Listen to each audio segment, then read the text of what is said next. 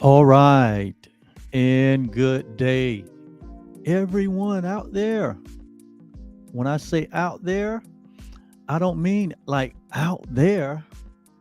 I mean everyone that is in here. Hi, my name is Oliver, and I am going to be your temporary guide, your temporary host for today, your temporary teacher, and I'm so glad about it. And when I say in here, I mean in this one place where we all reside, in the heart of God. That is the truth. That is where we all reside, in the heart of God. And as you can see, I am just filled this morning or this day with the fullness of the I am that we all share. I'm filled with the fullness of the life that we all been given. We've been given such an unfathomable, if I can say the word, unfathomable gift. We have been given all that there is. And that delights me, that excites me, that makes me so happy. And not that it was given to some special group or some special race or some special organization or some special religion or some special whatever.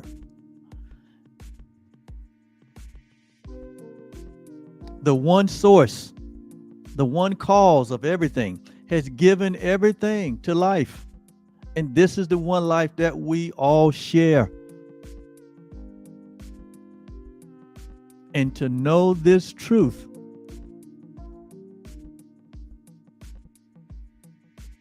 is to know the peace of God. To know this reality, like the Course says, that which is real cannot be threatened. That means it cannot be changed. It can't be altered. That which is real.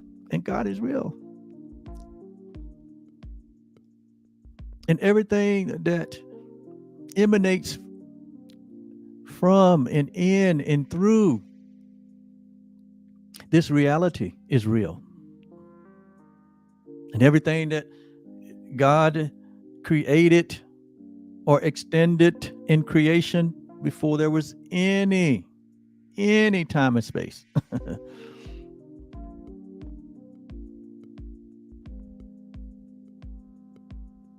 It is filled with the fullness, not as something separate, but something that is one with.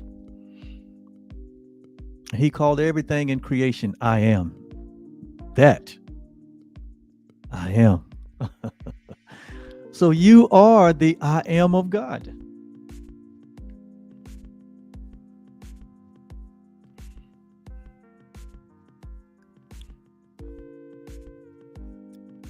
Consciousness or your awareness of being. You are aware that you exist. You are aware of being. And so this aware being that you are, this awareness, this consciousness of a self, that is the I am. And there's only one I am, and we all share that one consciousness. We all share that one awareness. It is one thing that you are absolutely sure of if you are hearing me this morning, this afternoon, or this evening. And that one thing that you're sure of is that you exist. You are aware. You are conscious. And it is that awareness and that consciousness that is the very presence, the very life, the very essence, the very self that God is. It's not separate selves. It's only the one self. There's only the one love. And you are part of that. And So is all humanity and all living things. That is the truth. That is true always. That is your true identity. The identity crisis is over. The seeking is over when we embrace this reality that cannot be threatened. Any other idea, any other thought that is contrary to this reality, it is unreal and it can't threaten you. And it really doesn't exist. Like the Course says, that which is unreal does not exist.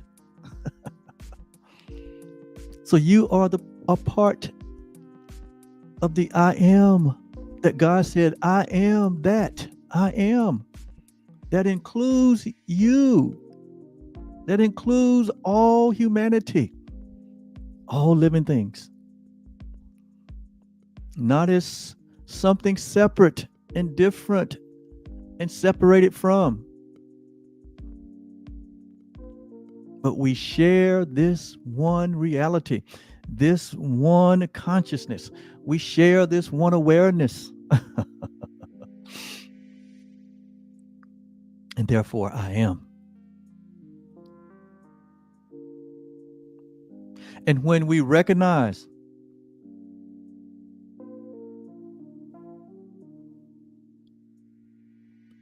this awareness, this consciousness, that it is present in every moment,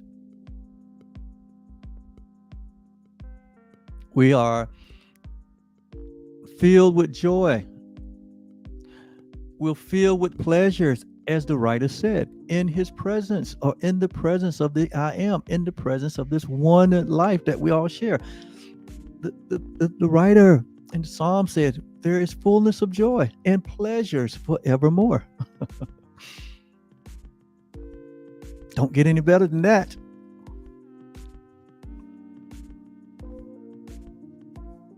So this I am, this all-encompassing, all-inclusive oneself that we share, the I am, is at the center of this awareness or this consciousness that we are experiencing.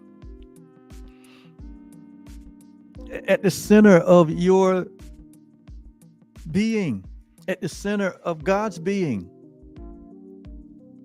is this I am that we all share. And it is absolutely changeless, formless, unlimited. It's infinite, it's eternal, it's impersonal. The I am is impersonal. It has no age, it has no opinion, it has no judgments, it has no feelings, it has no perceptions, it has no need to interpret anything, it has no need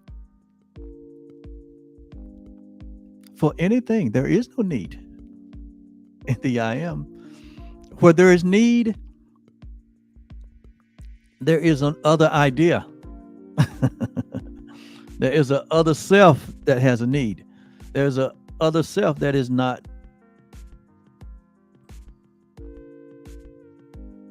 permanent. There's a temporary idea of a other self. We call it personhood. But where I am exists, there are no needs. Why? Because the I am is the fullness of everything.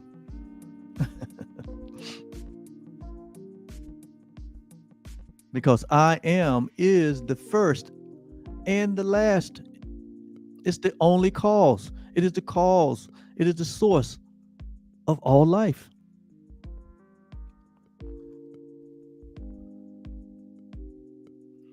This I am awareness, this I am consciousness is the self definition that God gives to himself in all his creation. God defines himself as I am. He told Moses to tell Pharaoh, when Pharaoh asked him, "Who sent you, Moses? Where are you getting your authority from?" God told Moses to say, "Tell Pharaoh that I am is the one who sent you." So that's how God defines himself.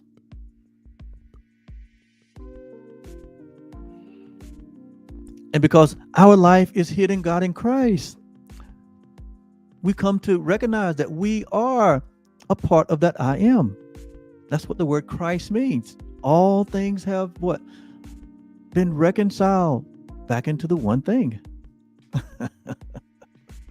So we are the I am of God.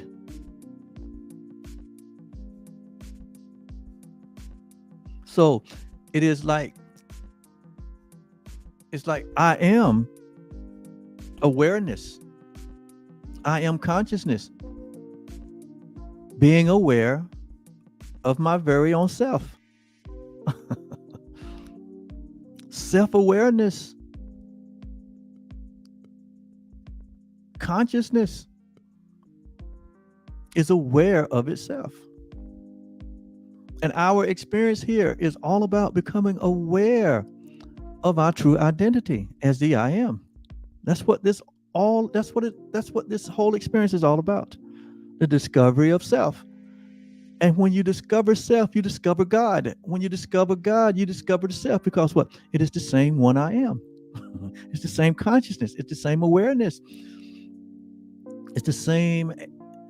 It's like all of us on this planet. It's 8 billion plus people on the planet.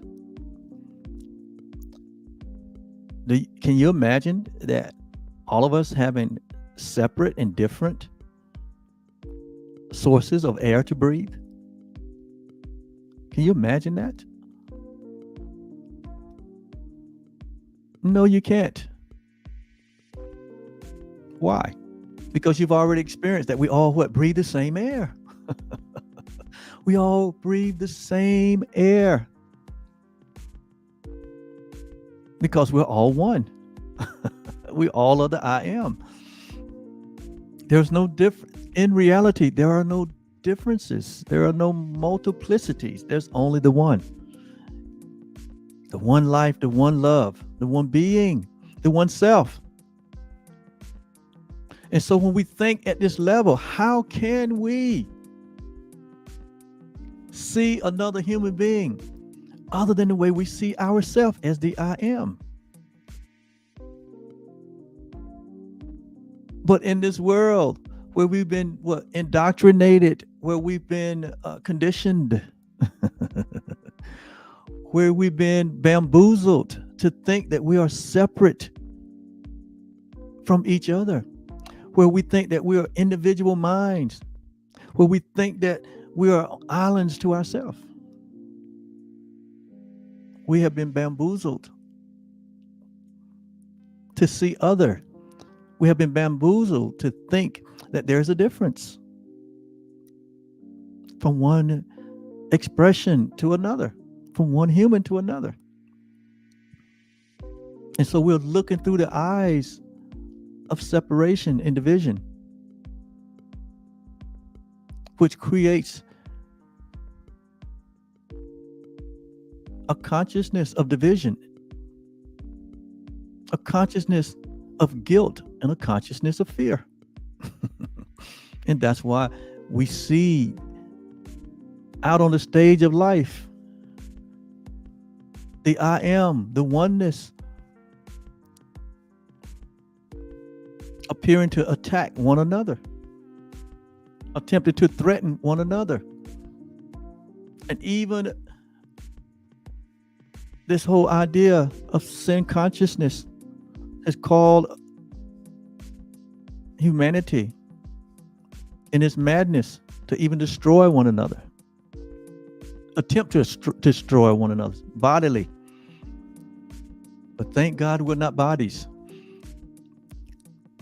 Thank God we're not separate. We're not individuated, but we're all one.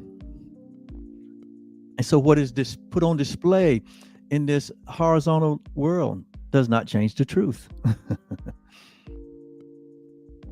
The Course calls it child play. The Course calls it playing with sharp children's toys, sharp-edged toys, where our minds have been self-deceived to think that we are separate from one another or separate from our Creator. That is the source of all the madness. But even in all of that, the I am remains the same. Awareness has not been affected by the virus. Our pure consciousness hasn't been affected by the virus. Heaven has not been affected by the virus. The I am that we are has not been affected by the virus. Who we really are is not affected about any of the history that is written, that is experienced. It's just it's just experience.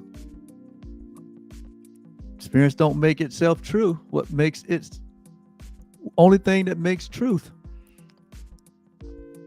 is the truth that is true always.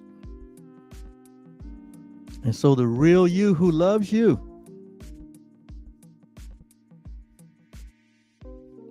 is love indeed. So in conclusion here, what is the I am? It is our oneness. It's the oneness that we share with each other and with our Creator. It is the one life that we live. The I that we refer to is the cause. It's the first and only cause. That's why we say it all the time. I this, I that. We can't get away from the I because I is the cause. And the am is the substance of the I. The am is the evidence of the I. So the I am is the cause, the one cause of everything. The I is the cause of everything, and the am is the substance and the evidence of the oneness that the I is. So when we say I am, we're saying I am one with the cause, and I am one with the substance and the evidence or the effects of the cause.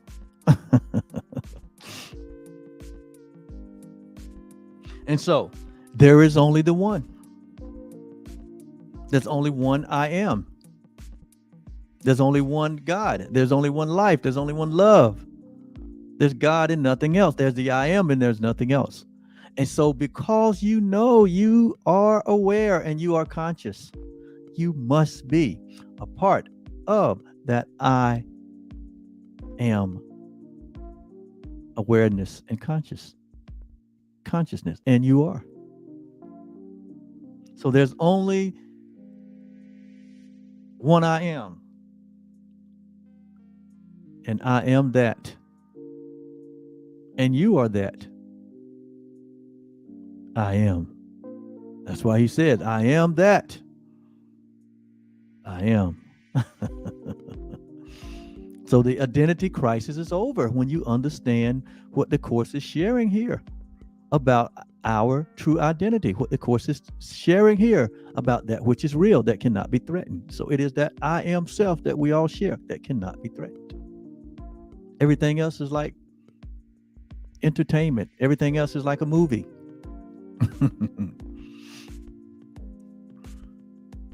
And so I said all that to introduce you to the fact that we are going to review Workbook Lesson 251 today. Yes, we are. And thank you for joining us here on Truly Foundation,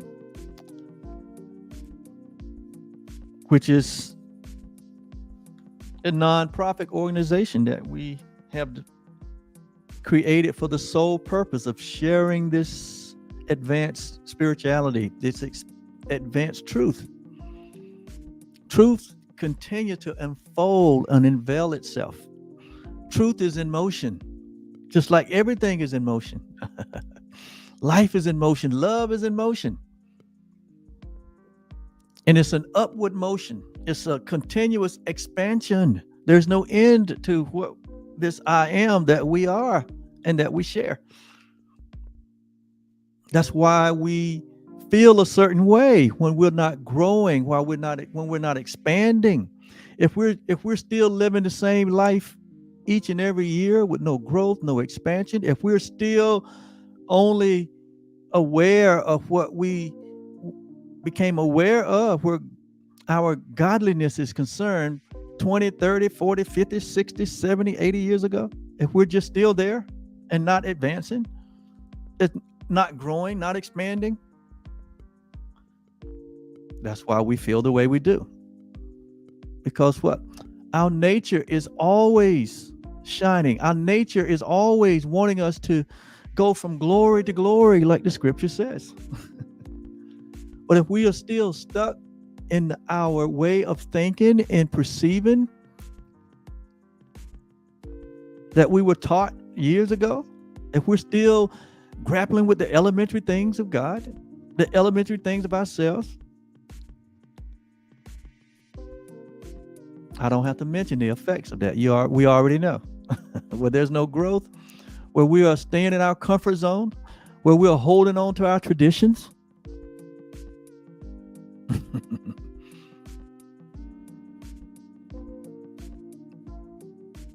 We have to let go of our happiness, our joy, and our peace to hold on to stagnation. So we are here to help you to grow and to advance and to expand your I am self, your I am awareness, your consciousness. There is a unlimited, infinite expansion that is going on around us all the time. It's in our presence. But if we just decide that we're just going to, just be human, we're just going to live life through our 5 physical senses and what they tell us and what they can show us, and we don't grow beyond that,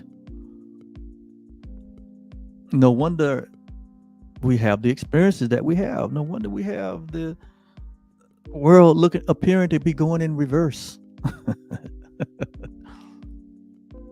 Self-sabotage, self-destruction. That's what happens when we don't allow this I am self that we are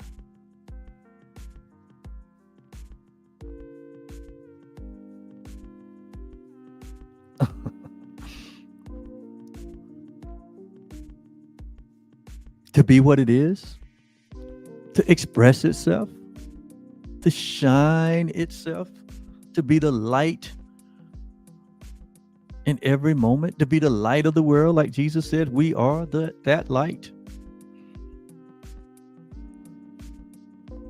Just like God is described in the book of John, that God is light.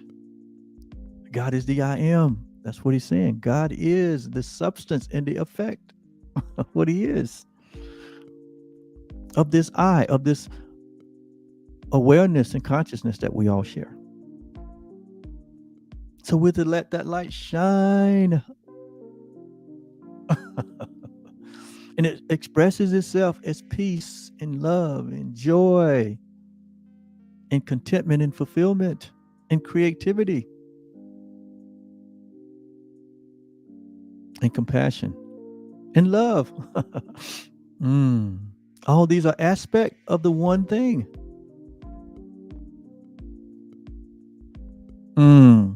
Let me get to the lesson. You can see that I'm filled to overflowing today. And I like to live there. There's the only place to live. That's where life is.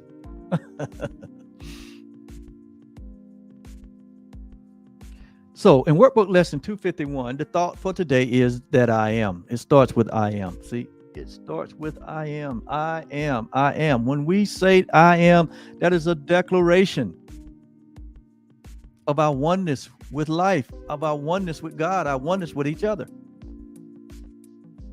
I am the one self, the one life, the one being. I am, here's our thought for today. I am in need of nothing. See, I am needs nothing. Who you truly are, there is no need. Why? You have everything. You say, well, Oliver, I have this need, I have that need. Well, which I are we talking about? You're not talking about the I am. What we're talking about is this personal self that we have made, this personal self with a personal history. The false self. That's what has a need. But who you really are, the I am, there is no need. It says it right here. I am in need of nothing. I'm in need of nothing. The I am is the real you. It is the true you. And it says it right here. I am in need of nothing but the truth. I am in need of nothing but the truth. I am but the truth. Is how we can say that. You are the truth. If you never knew it, you're going to know it today. You are the truth. Jesus said it this way. He said, I am the truth. I am the way, and I am the life. And you can make that same declaration. Why? Because you and Jesus share the same I am oneself. I am the truth. I am the way. I am the life. And this is not talking about something that I made or something I created or something that the world made. It is all for me. I'm talking about that which God created in eternity when he extended the one self that he is, and that which he extended, the substance and the effect of his extension, he calls it the I am, and that's who we are. And he calls himself the very same thing. I am that. I am. See, that's what it means. This will take you out of your religion. What I'm talking about now, you will walk away from religion.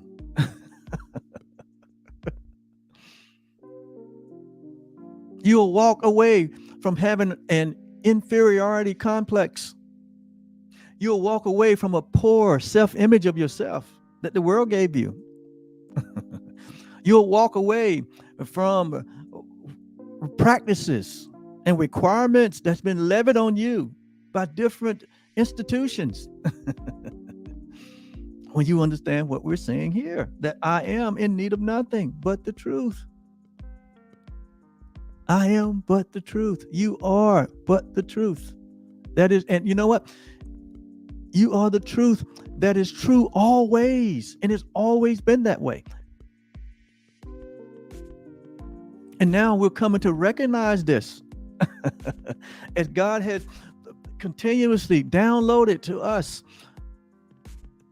this infinite wisdom. God has continuously downloaded to us through resources like A Course in Miracles and there's thousands of others resources. And God has, like we said on yesterday, have made it known to us the mystery of his will. He has made it known. It was in time past. It was reserved for us that we may know what is the hope of his calling, what is the expectation, what is the purpose. We said on yesterday that we have become the praise. We are the praise of his glory. We are the very glory of God. Even Paul said that in Ephesians, Colossians, that the mystery that was held back in time not held from us, not hidden from us, but preserved for us. I am is always preserved. I am can never be destroyed, never be threatened. What God created, which is the real you, can never be destroyed or threatened or deceived or undermined. The essence of what God created in us can never be altered or changed. And so this reality, this awareness, this recognition has now been made what it, like Ephesians or Colossians said, but it's now been revealed to us. And what is it? That we are the Christ. Christ in you. Christ is you, the hope of glory, the hope or the expectation that we've been looking for. Men of old, sages of old, religions of old, they grappled in the dark, trying to find God, trying to find themselves with little revelation, with little understanding, little to none. Now, God has demonstrated this reality. And Jesus of Nazareth was the first one that woke up to this reality. The first one. And not because he was special. He woke up to it because he was determined to know the truth, and the truth and only the truth. And when he engaged in the knowing of the truth, oh my God, when he discovered his true identity, he put everything else.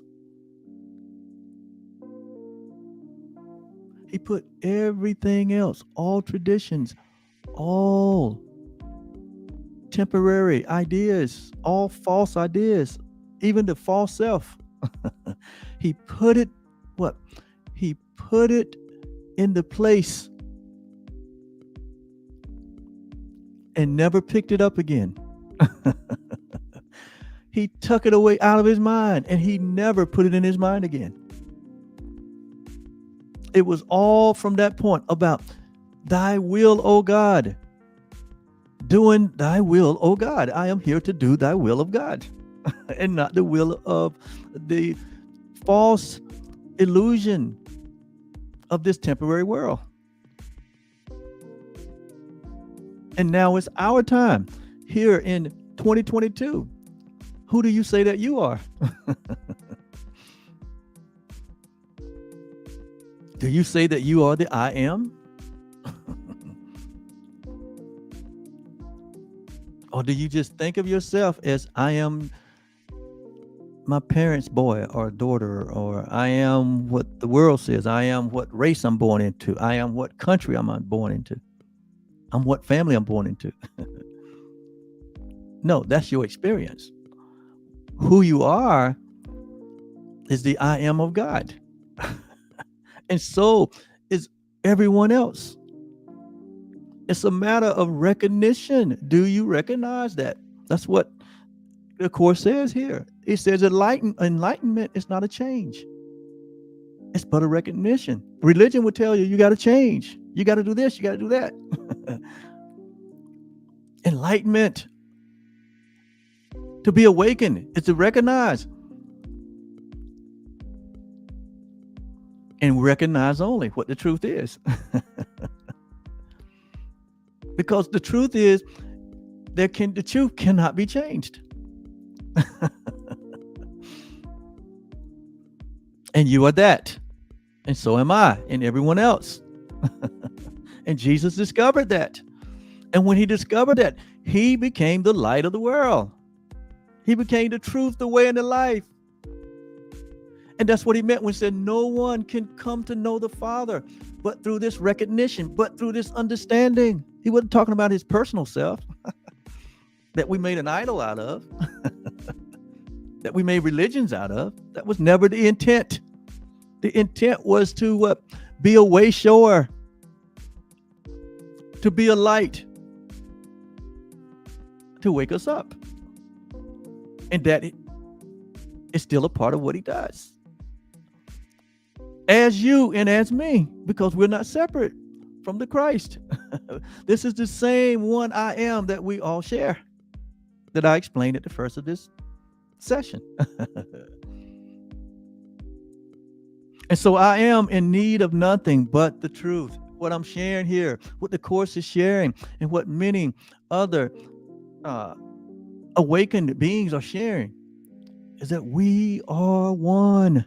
And when we finally accept, finally recognize that, all the drama and the suffering and the pain and the insanity will be no more. It won't be anymore. Because when you wake up to this, the idea or the thought that made it possible for insanity to reign, for illusions to reign, for false identity to reign,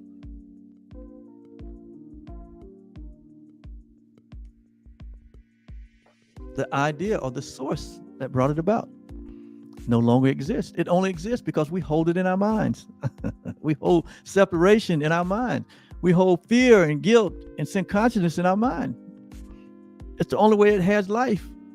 It's held in our mind. But once we recognize the truth, we let go, we release, we forgive. That's why forgiveness is so important. And where there's true forgiveness, there is no judgment.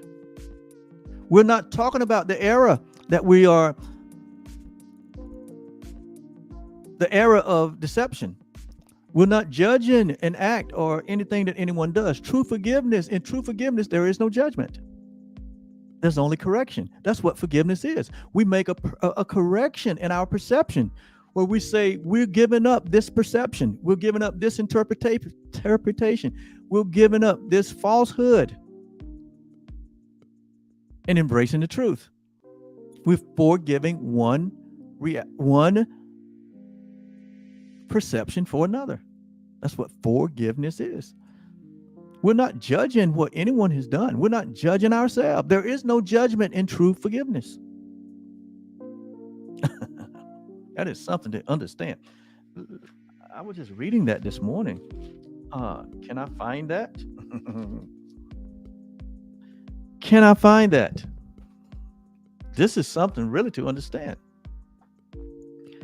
Okay, so I turned over to the text of A Course in Miracles in chapter 2, entitled The Separation and the Atonement. The separation is us receiving an idea that we're separate from God and each other. That's the separation. And it's depicted in 2 stories in the Bible. First, it was depicted in the creation story with Adam and Eve, that there's a separation occurred in the garden, and as a result of the separation, Adam and Eve became something else that other than what they created. In their own minds, they became something else. In God's mind, nothing has changed. So they fell into a trance or a dream. In fact, in Genesis, it said that Adam went to sleep. Adam fell asleep. Nowhere else in the Bible that said Adam ever woke up. And that awakening happens to all of us when we recognize the I am that we are. That's the awakening. Because Adam and Eve was a symbolic of representing all humanity. They were described as they're the first man. I mean, that's just the story in the Bible. I mean, but there's much evidence that man inhabited the earth even before Adam and Eve. There's evidence, there's scientific evidence that wasn't the beginning of man. That's what, 6,000 years ago when the story was told. And then it's also played out in the story of the prodigal son, where the prodigal son, who was living in pure bliss, pure complete care by a loving father that provided everything, And one day the son got curious about, well, is there anything outside of my father's house? I want to know. So give me my inheritance. Let me go check it out. So the separation occurred. He separated from his father. So that's the separation, the tiny mad idea to enter into our minds at some point. The tiny mad idea that there is something outside of God. And there is nothing outside of God because God is all in all. But we entertain the idea. It's called separation.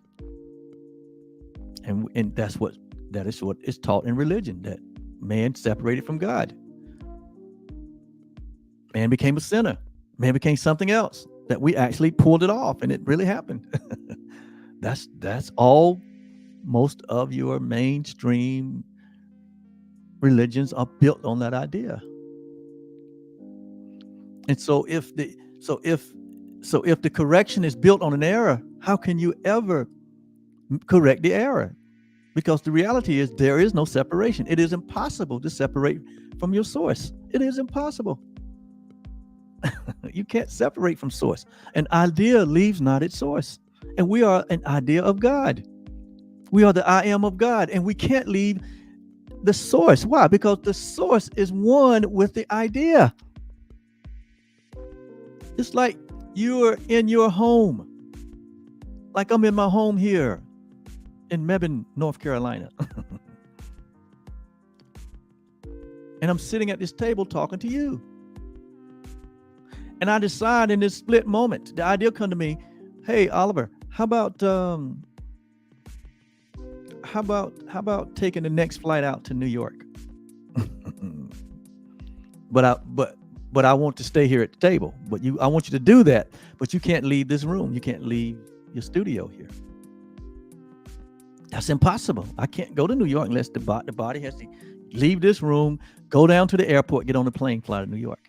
I can't not. It's impossible for me to get to New York physically without leaving this room. Likewise, it is impossible for us to be separated from our Creator. We would have to leave our Creator, and that's impossible. Why? Because we share the same essence, the same nature, the same life, the same being as the Creator is.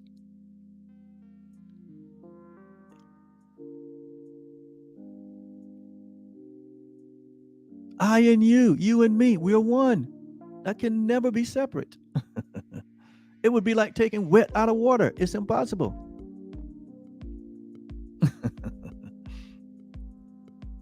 It would be like taking burning out of the fire. It's impossible.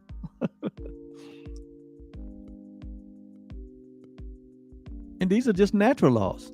We're talking about supernatural, spiritual laws that supersede natural law. The law of oneness, the law of love, that is the ultimate law. And we are all sustained by that love. We are all sustained by that law. That's why the real you is love.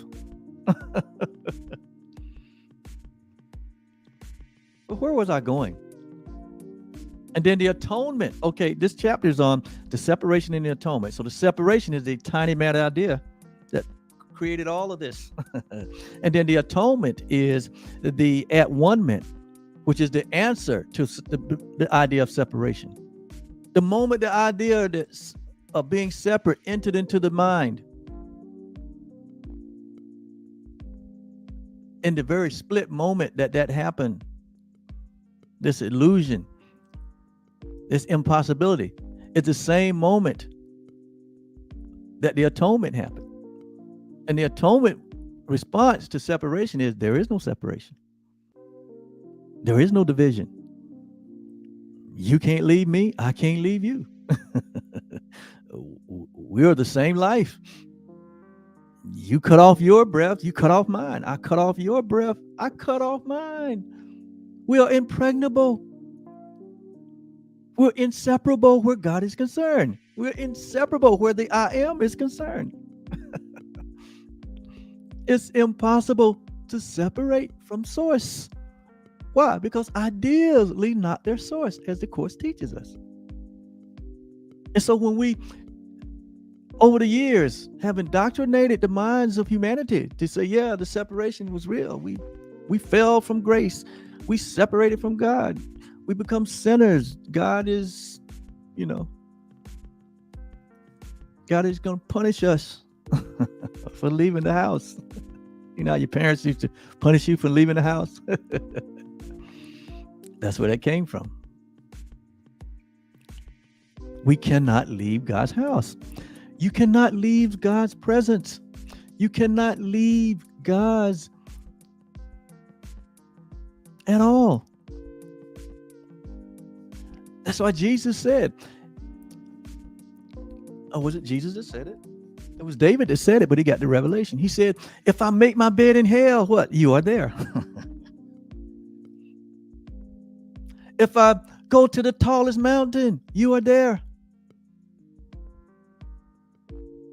If I cut this body into thousands of pieces, you are there.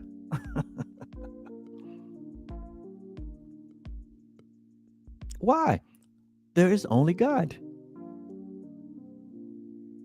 There's only us. There is no separation. There is only the atonement, the at one ment. You can see it in the word, at one ment. Atonement at one ment. And so the answer to the separation is the at one ment. The answer to the separation is there is no separation. I remember when I first caught this revelation back in 2005. When I first had this mystery revealed to me, it blew my mind. I got blown completely away. Why? Because this was the answer to what I was looking for. It was the truth. It was the truth that was true always. It was the thing that I was searching for. The mystery. It turned me upside down, inside out.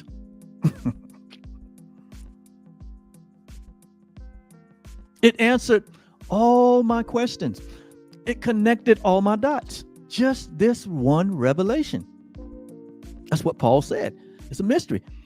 He said, Christ is you. Christ as you, the hope of glory. That's the mystery.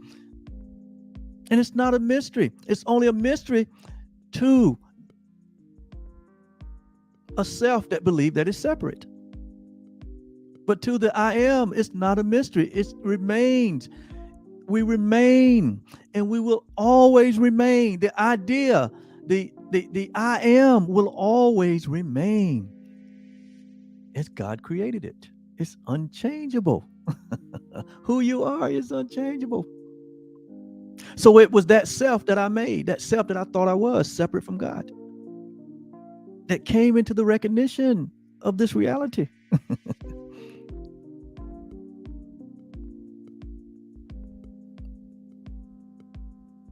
And it changed everything for me.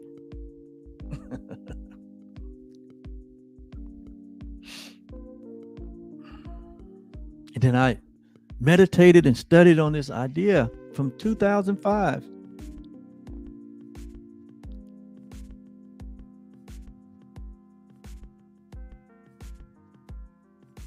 To around 2018.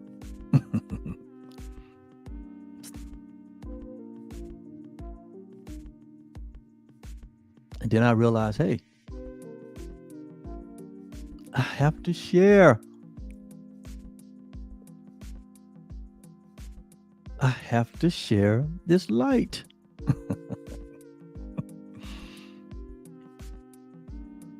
As incredible, as startling as it sounds, some of the ideas here, as startling as it sounds to the history of humanity,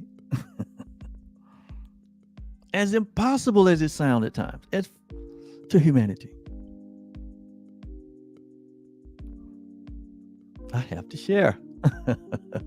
And so we got what? Truly Foundation, where we share advanced spirituality. That's my story. And so, what was I talking about? Oh, I was going to go here to talk about that's why forgiveness, true forgiveness. So let me go here. It says,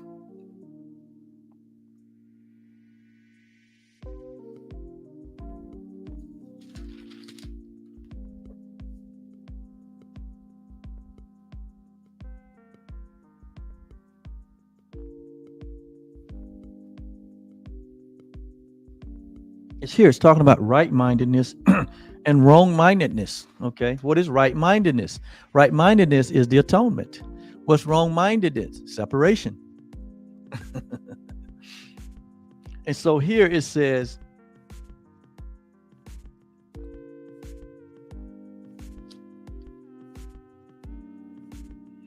right-mindedness produces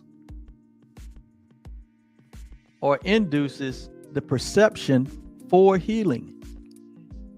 And so it is that self that we made, that idea of separation that needs to be healed in all of us. All of us need to be healed from that belief, because all error, all problems, all suffering, all pain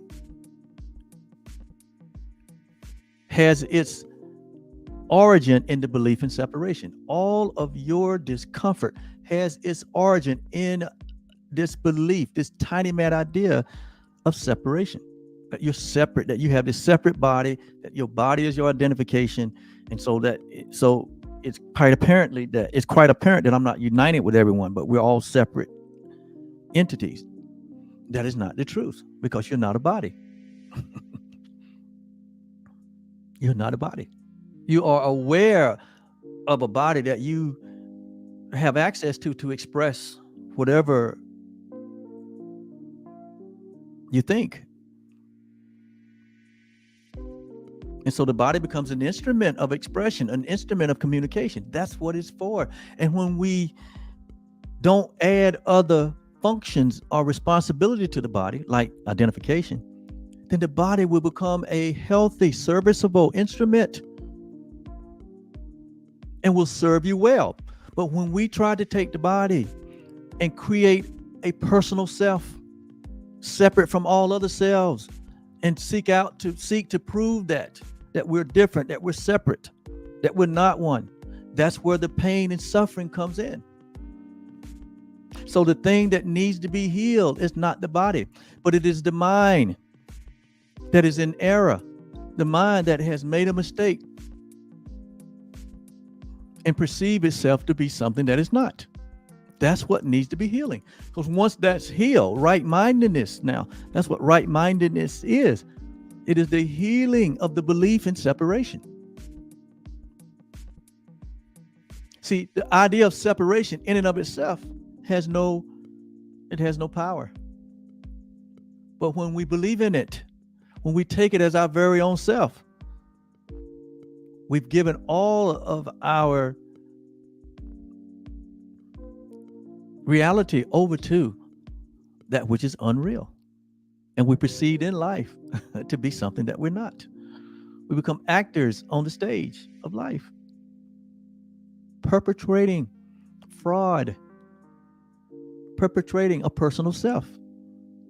And remember, we say that I am is impersonal. It's impersonal. Because a personal self is limited. A personal self is temporary. A personal self has birth and has death. A personal self experiences lack and scarcity. A personal self is limited to time and space. A personal self is limited to the information it received through its 5 physical senses.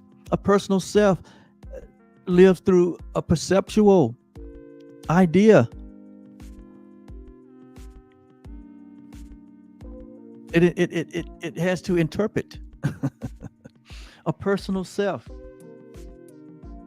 is founded in the belief in scarcity, loss, separation, and death. A personal self is something that we learn. Your impersonal self, your I am, is not something that you learn. It's who you are. It's something that you know. There is no learning. There's only knowledge, a knowing in our I am self. A personal self is selective, as though there's all these options when there's only the truth. A personal self is unstable in its functioning. A personal self is inaccurate in its interpretation. That's the I that we made. That's the, and the Course calls it the ego self. It's the ego self that we made. It's trying to make something to be a substitute to our reality as the I am. Now you're seeing this, hopefully.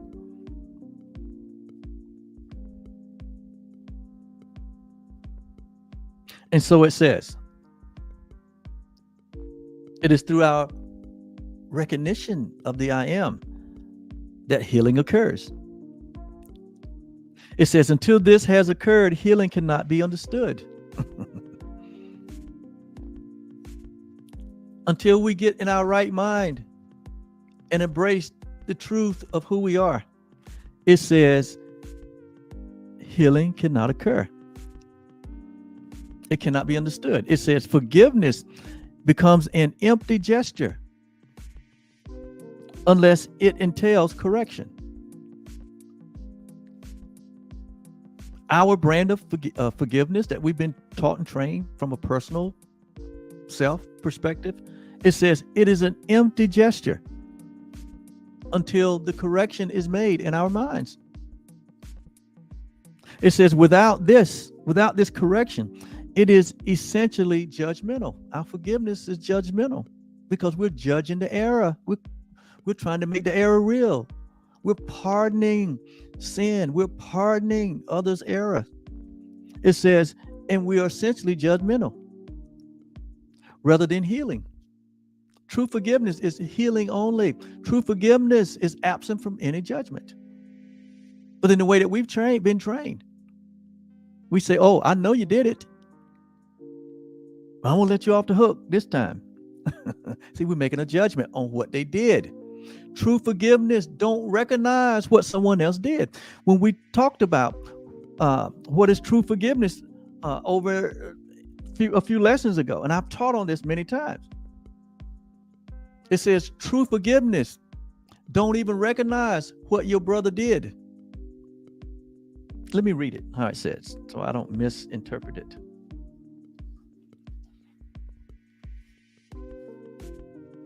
It says true forgiveness, the Jesus brand of forgiveness, the Course brand of forgiveness. It says forgiveness recognizes that what you thought your brother did to you, it has not occurred. And so in true forgiveness, it doesn't even judge what was done. It doesn't even recognize what was done.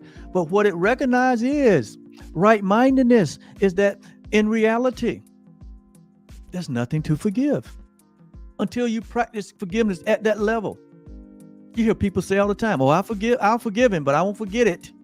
I'll forgive them, but. That's not true forgiveness. It says here that is nothing more than an empty gesture.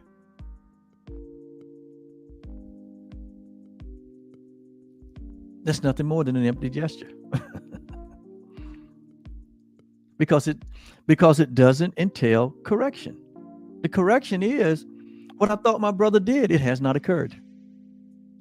Why? Because the truth is my brother is myself. We share the same life. We are the I am. One that falls asleep and believes in separation, he's asleep. He's dreaming.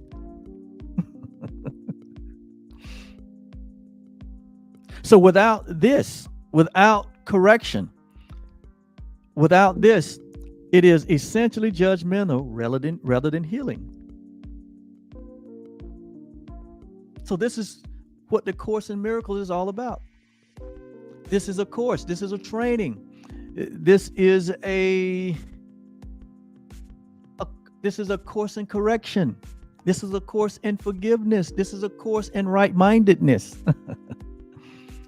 Because all this is happening in the mind that believe that it is separate and believe that it's personal and that it's walking in fear and in guilt and in judgment.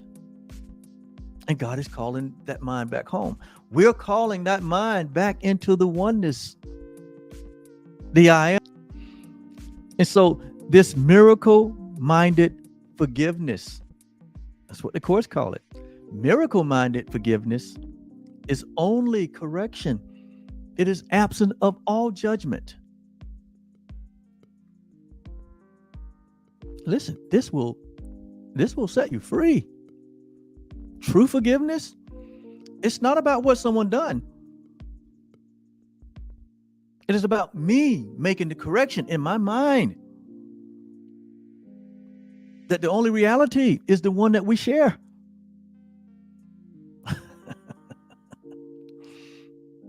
That's what this is all about.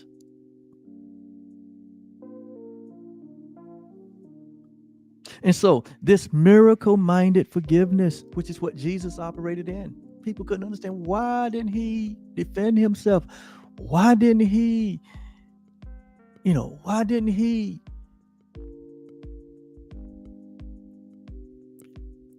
he call the angels to destroy those who was trying to destroy his body?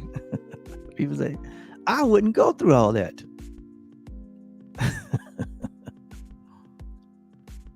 Because you're not miracle-minded. You're trying to protect that body that you think is you. That's why people are filling their homes with guns and ammunition. They're afraid. See, when you're not miracle-minded, you will walk in fear and in judgment and condemnation. And you think that reality is bodies, and it's not. Jesus knew it. He wasn't a body. He knew they could take that body and do whatever they wanted to do. It didn't change his reality. He knew who he was. And we have to get to the level of this thinking. We have to become to the level of the recognition that we are this same self. It's not something different. That's what Jesus said in Philippians 1:5-6, or 2:5-6. This is what he meant when he said, let this mind be in you that was also in me. Let this way of thinking, let this reality be in you that was in me. You want to know who you are? Do you want to experience real life? He said, let this mind, let this way of thinking, let this way of perceiving be in you that was also in me. Who being in the form of God when it was in a body, when he was aware of a body, he said, being in the form of God, he thought it not robbery to have equality or to be equal with God. He didn't think he was taking any glory away from God by saying that he is a part of that I am. He didn't think he was taking any glory or any honor from God by saying that he has equality with God. How do you feel about that? How did that make you feel? Do you know that because you are a part of that I am, that you're not robbing God from glory? You're not robbing God from his honor due. You're not robbing God from his reality when you say, I have equality with God. Because where there is no equality, there is no love. Where there's no equality, there is no reality. It has to be that way. You have to have equality with God. That's why Paul picked it up. He got a revelation of it over in Ephesians. He said that we have become to the praise of his glory. Hebrews said about Jesus that he'd been crowned with glory and honor. And that same glory and honor that he was crowned with, we were crowned with the same glory and honor. He said, glorify them with the same glory that I've been glorified with. That's what he meant. Not that God was doing something that he had not done. That glorification was a part of our creation. Remember, he was talking to men in time and space. He was meeting them where they thought they were, in a body. He said, look, you're glorified. The Father's glorified you, sanctified you with the same glory and honor that I've been glorified and sanctified with. Why? Because there's only one of us, including God. So there's equality. It can't be any other way. Otherwise, it would be what? You would have this is where our self-image of ourselves.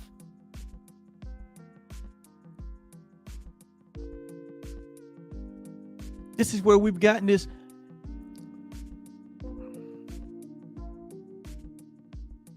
myopic opinion about ourselves. This is where we got this fearful self-image about ourselves from this belief that what? There's inequality. God is up here, we're down there. Jesus is just in between us and God. That image, that picture, it's erroneous, and it doesn't breed peace. It doesn't bring tranquility. That's still an idea of separation. No, we all share the one life. We're not inferior to God or to Jesus or to anyone or to any living thing. We all share the same. We're just in these bodies, a unique expression. That's all. The life is not in the body. The life is in this reality that I'm speaking. The life is in the truth that I'm speaking.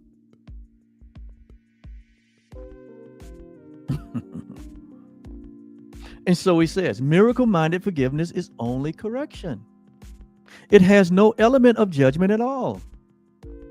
The statement that Jesus made, Father, forgive them, for they know not what they do. You remember the statement? He made that when he was hanging there, when his body, that body that he was borrowing to be here, was suspended on the cross. He said, Father, forgive them, for they don't know what they're doing.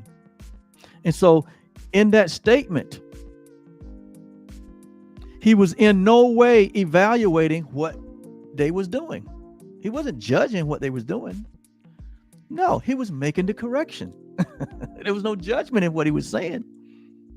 He wasn't judging that what they was doing were wrong, because remember, Jesus was operating in this level of forgiveness, which says that what we thought was happening really wasn't happening. To destroy a body is not to destroy life. All of these bodies are going back to the dust from which they came. They're not real. The real you that loves you, it is the I am. And it cannot be destroyed. It can't be altered in any way. It can't be changed in any way. It is the same love that God is. So we can relax. God got us.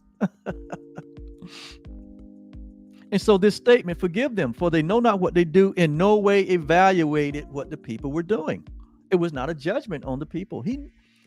But it was a recognition. It was a correction to the error or the mistake of the belief in separation.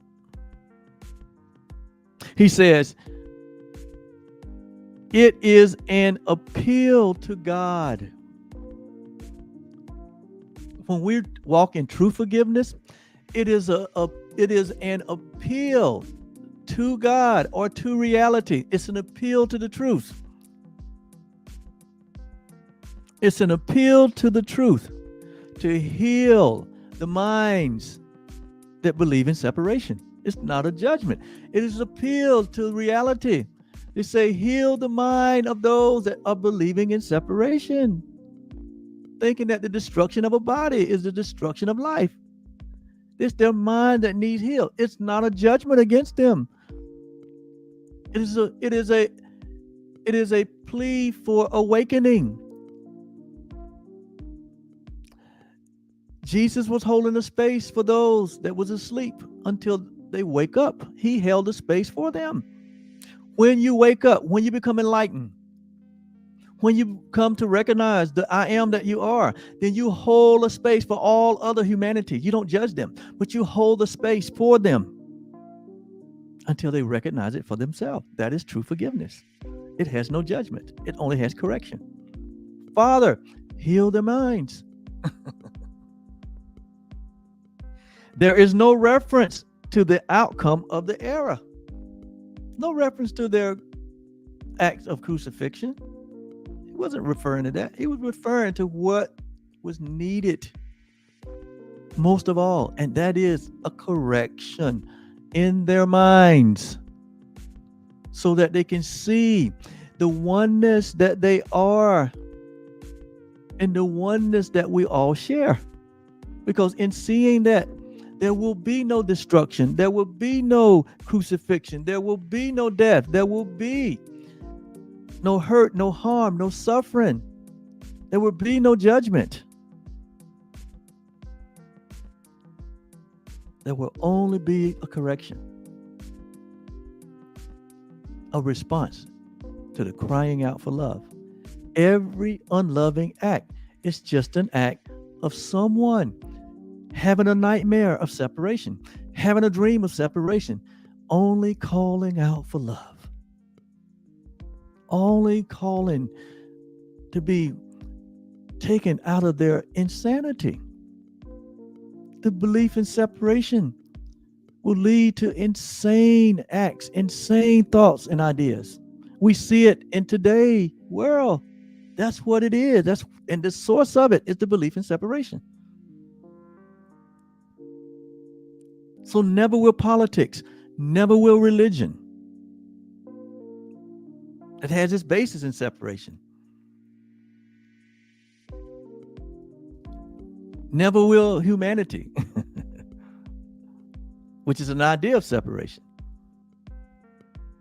Nothing that we can make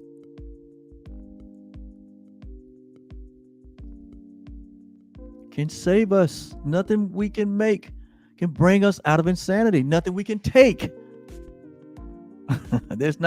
We can't put it in a pill. We can't put it in a syringe. We can't put it in something that we smoke. We can't put it in something that we eat. The only true solution, the only salvation is the truth. That we recognize the truth.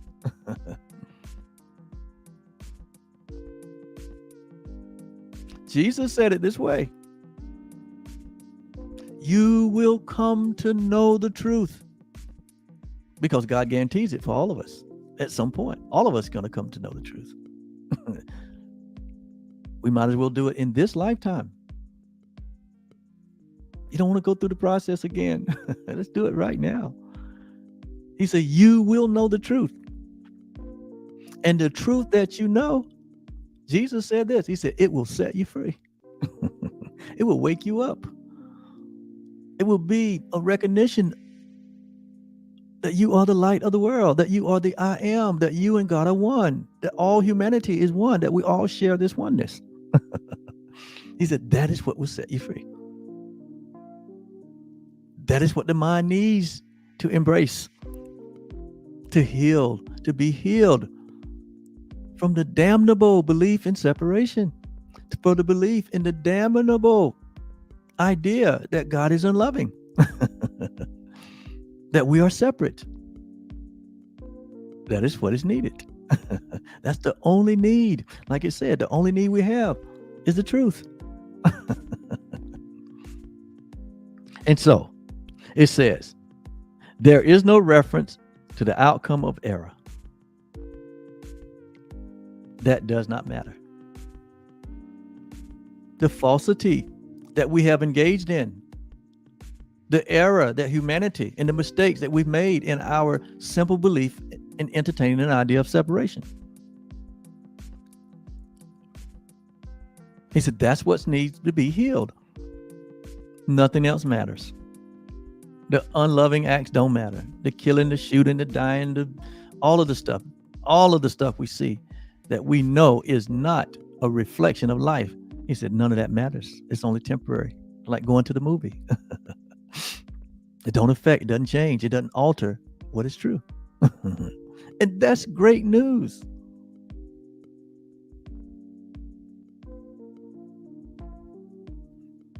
And so this is the one mind that Jesus talked about. Paul said, be of one mind. What? The mind of God or the mind of Christ? Let this mind be in you. This mind that we are as God created us. That the love and the peace is always shining within us, as us. And so I'm not going to finish today's lesson. I let it get away from me, but I felt like someone, somewhere needed to hear this. I needed to hear it. This is but a remembrance. I'm here to bring you into the remembrance of the truth. Jesus said, do this in remembrance of me. What are we talking about? It was, remember he said that after the disciples were washing each other's feet and communing with each other. All that demonstrated their oneness. He said, do this, demonstrate this oneness in remembrance of me.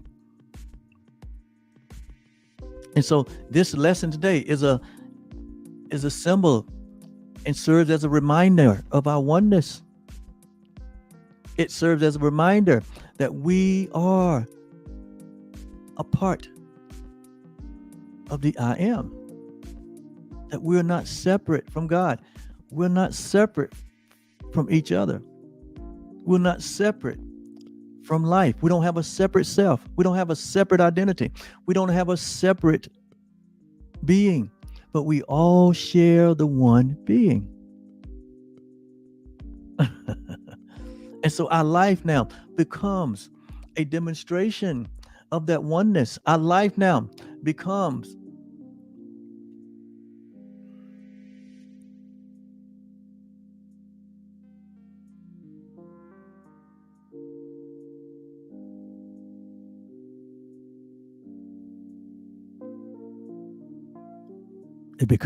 an expression of love.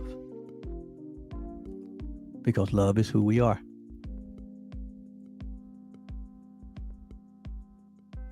I think I can finish this. I got 10 minutes. I am in need of nothing but the truth. Now we understand what I'm saying. We have no need. The I am has no need. The false self, it has many needs.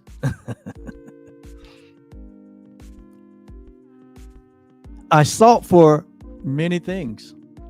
This is the false self talking. This is the self that we made talking. I sought for many things and only found despair. Nothing do I seek. Well, let me back up. I sought for many things and found despair. This is how I was before I came into the knowledge of the truth. I sought for myself. I sought for my identity. I sought for purpose. I sought for significance. I sought for meaning in the world, out there, through this personal self. Until the age of 28.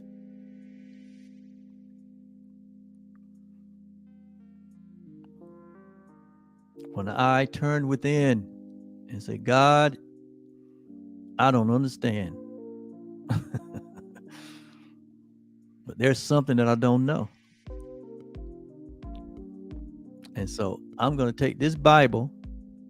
This is which is all I knew at the time. I'm going to take this Bible. I'm going to start reading. And I want you to show me. Because this world is despairing, depressing, unloving. And that's how I started my journey. And I read the Bible day in and day out. Week in, week out. And after about 2 months Because what? God said, He's got my He is waking up. And then it ended in an encounter that I can't even explain, and I won't even want to try.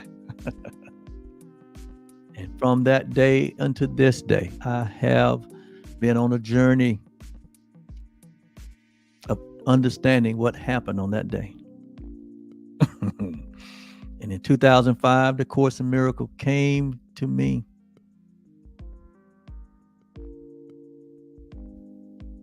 As a gift. To give me more understanding, to expand my awareness, to move me beyond the elementary things. And I said yes. And from 2005 to 2018, I studied and practiced and became aware of a self that is shared with everyone. And since 2018, I began to start to share in this manner in some way. And that's how Truly Foundation came into existence. I said, yes, I understand, God, that I have an interest in my interest is not in a self-interest, but my interest is with everyone. We share the same interests. And the Course says that who is a teacher of God, but anyone that see that they have a shared interest with all humanity. Meaning, I understood that we are the one self, same self. So now, Truly Foundation, we share these advanced ideas. Why? Because humanity, the majority of humanity remains asleep to their true identity. And thus, we still see the destruction in the world. And I don't just sit here and teach these ideas, but I practice them. If any of you ever met me,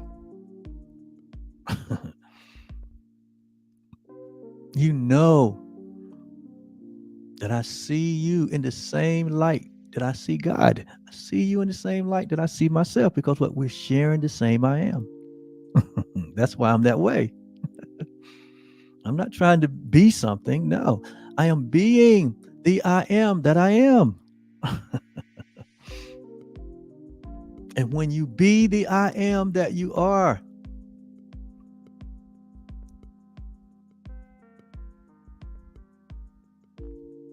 all things are possible. All things are possible. Others are impacted by that. You don't have to say anything. When you wake up, you should be the happiest person in the world. When you know of this I am that you are, you should be the happiest everywhere, no matter where you are, what you're doing. You should be the happiest. That's what Jesus meant. He said, you should be the light of the world. Don't hide it. He said, be the light. Extend your love. There is no judgment.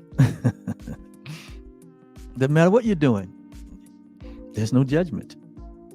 The only thing that matters is the correction. And not that we make correction. I'm not the corrector of anyone, not even of myself, let alone anyone else. But the only thing that matters is our whole, this right-mindedness. And I extend it to every mind. They say, peace, be still, wake up. There's no condemnation. There's no judgment. You cool.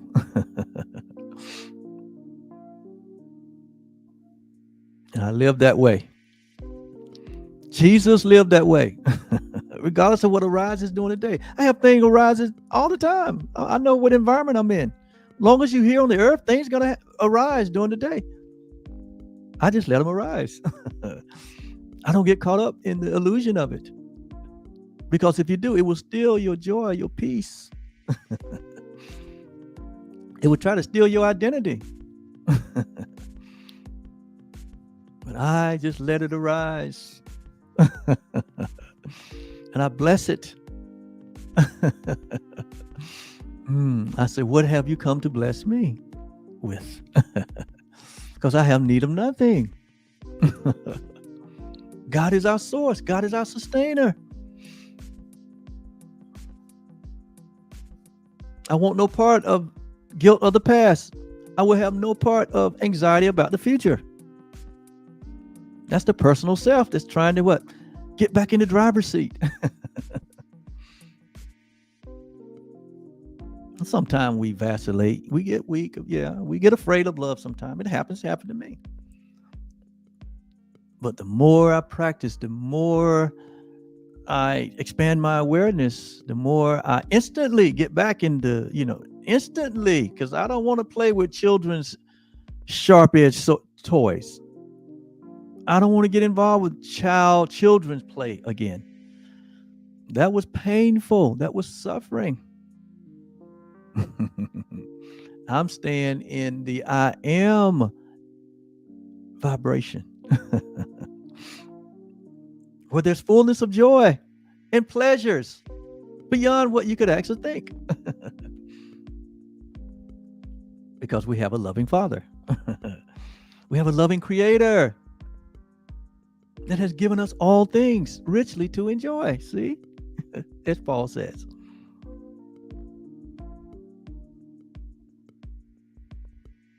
So I sought for many things and found despair. Now do I seek but one. For in that one, see, the I am, is all I need. The awareness of the I am. And only what I need. The truth. All that I sought before, I needed not. My personal self. The prestige. The attaboys. The competition. The sacrifices. All that we did to try to feel good about ourselves, to find significance, to have others to feel good about us. That's what you seek as a personal self. And it's only going to lead to despair. But when you recognize your I amness, your oneness with God and each other, like they say, Katie bar the door. Turn out the lights. The party's over, like Don Meredith used to say. The children play is over. Like Paul told Timothy, when you was a child, you spoke like a child. You acted like a child. You had childish ways. You believed in separation. He said, but when you became a man, you put away all the childishness. When you wake up, when you recognize who you are, you no longer practice separation. You no longer practice sin consciousness, guilt, and fear because you realize it's not real. It's an illusion. You're no longer led by the honor that man will offer you, but you're led by the honor that comes from God only.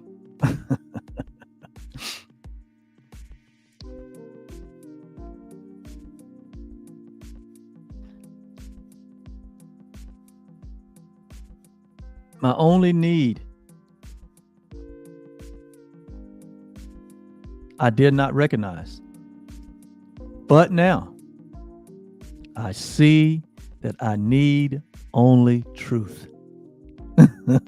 Or I could say, but now, I see that I am only truth. I am, see, only truth. In that all needs are satisfied. All cravings end. All hopes are finally fulfilled and dreams are gone. Now have I everything that I could need. Why? Because God gave us everything in creation. Paul said it in Ephesians 1 that we've been blessed with every spiritual blessing in the heavenlies. Meaning what? There's nothing missing and there's nothing broken in our reality. We have need of nothing. And what we think we need, and what you might think you need, God has already provided in whatever form you think you need it in. It's already here. It's already yours. Paul said all things are ours. The only thing that keep us from experiencing that is a mind that's still filled with sin consciousness, guilt, and fear. A mind that's still embracing an identity of a personal self.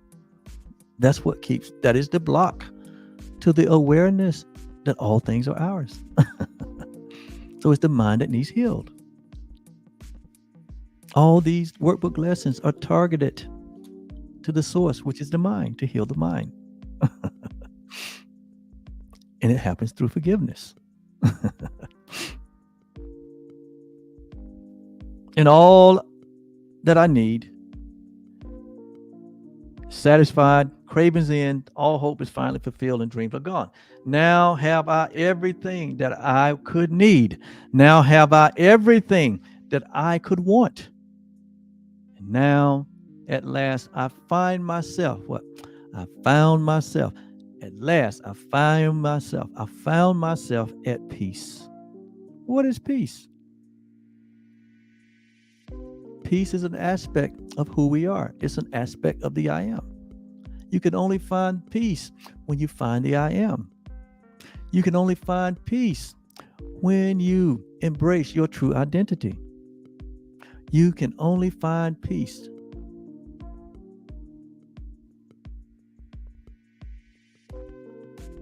in the oneness that we share. And so, for that peace, that peace that passes understanding, that's the peace that passes all ego understanding, all personal self understanding. Peace is not at the end of doing something or acquiring something. Peace is at the beginning and there is no end to peace. Peace is what's present when you become aware, when you recognize the truth that is true always of who you are. Peace is a part of your identification. And so that peace that comes from God only. And for that peace, we give thanks today. We're grateful. We're happy. We're appreciative. We're thankful. Thank you, God. That's what thank you, God means. A lot of us don't say thank you, God, till we, have a good experience. We get something that we may have been desired. But thank you, God. Paul said, in all things, give thanks. In every moment, give thanks. Why? Because we are the I am. We have need of nothing.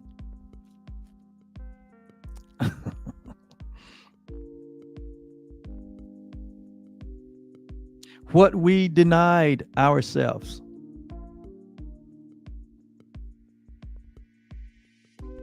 What we denied ourselves. That was already there. God has revealed. God has restored. Our Father, love. See, love is not an Indian giver. God has given us everything and He's not going to take it back. And only that, only God, only love, only my reality, only the truth is what we really want. Why? Because that's the only thing that there is. There's truth in nothing else. There's God in nothing else. And so I am, for sure, without a doubt, in need of nothing. I am that. I am needs nothing. And that is the truth. That is true always. Workbook lesson 251. We went a roundabout way to get to the end, but I think what I said in the beginning is what needed to be shared. And so I shared it. Enjoy it.